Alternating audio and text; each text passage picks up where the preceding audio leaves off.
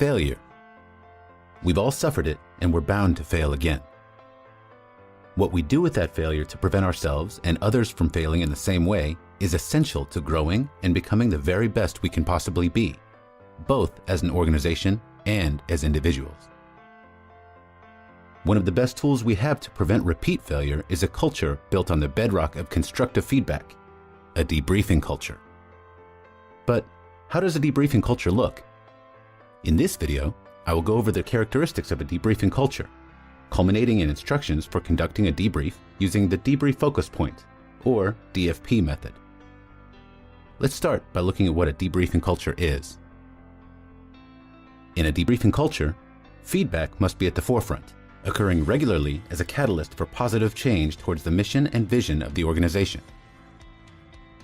Also, the organizational environment must be one that emphasizes and hungers for learning. This means that every single member of the organization must freely give and eagerly receive feedback. Moreover, every member of the organization must be given a voice. In a debriefing setting, the first things to get left at the door must be names, ego, rank, stature, and any other labels that would prevent members of the debriefing audience from fully contributing. Furthermore, a debriefing culture is one in which people are not targets for criticism. The focus is always on ideas, ideals, beliefs, actions, and behaviors. Also for this reason, we debrief to the crew position or the team role, because a chef has different responsibilities than the maitre d' or the servers. Finally, a debriefing culture must encourage loyalty through honesty. This can be done through a consistent use of radical candor, which is to say, when people give feedback, they give it with a high level of caring personally and with a high level of willingness to challenge people directly. It is essential that every member of the organization intensely care about the organization's goals and people that they have the liberty and self-confidence to freely give feedback where feedback is needed. So, this is how a debriefing culture looks. But what's the best way to debrief?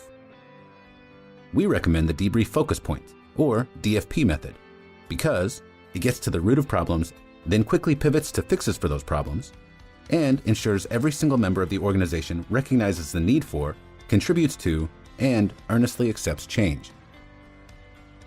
The 6 steps of the DFP process are data compilation, DFP question creation, gathering of contributing factors, determination of root cause, assigning of instructional fixes, and dissemination of results. The first step in the DFP method is to compile the data.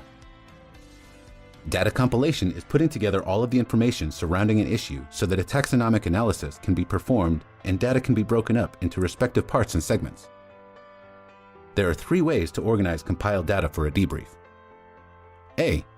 Temporal, or how events and actions occurred in order from start to finish. B. Spatial, or how events and actions occurred within different areas. And C. Logical, or a natural or sensible reconstruction of events. Using all 3 of these ways to organize data will give the debriefing audience a clear understanding of how the issue being debriefed unfolded. The second step in the DFP method is to create a DFP question that will help get to the root cause of the issue. According to Isha Sood, a senior marketing manager with the Harbinger Group, a good question has 7 characteristics. The question must be relevant. It must focus on recall of only the material in the data compilation and align well with the debriefing objectives. It must be clear and framed in an easily understandable language without any vagueness. It must be concise and omit any unnecessary information that requires the debriefing audience to spend time understanding it correctly. The idea is not to trick people, but to spark their creativity. The DFP question must be purposeful, and it must help to evaluate the item being debriefed against a set standard. The question should be guiding, not leading. It must guide the debriefing audience toward understanding what happened, but at the same time, it does not lead them to specific contributing factors. It should stimulate thinking and require the debriefing audience to think through and recall what actually happened.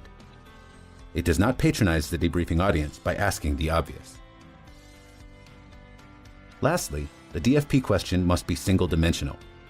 It has to focus on one issue at a time. If there are multiple issues to debrief, split them up and debrief them separately. The third step in the DFP method is to gather contributing factors. Contributing factors are occurrences that help cause an outcome.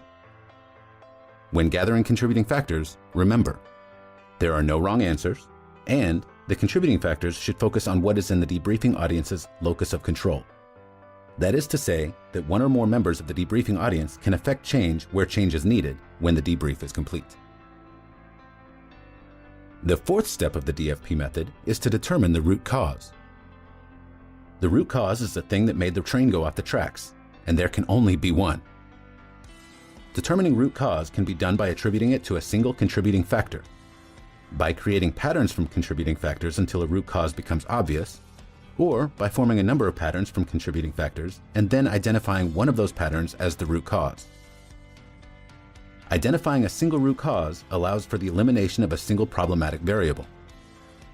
If the issue getting debriefed continues to occur, debrief it again and again and again until enough problematic variables get eliminated and the problem is solved.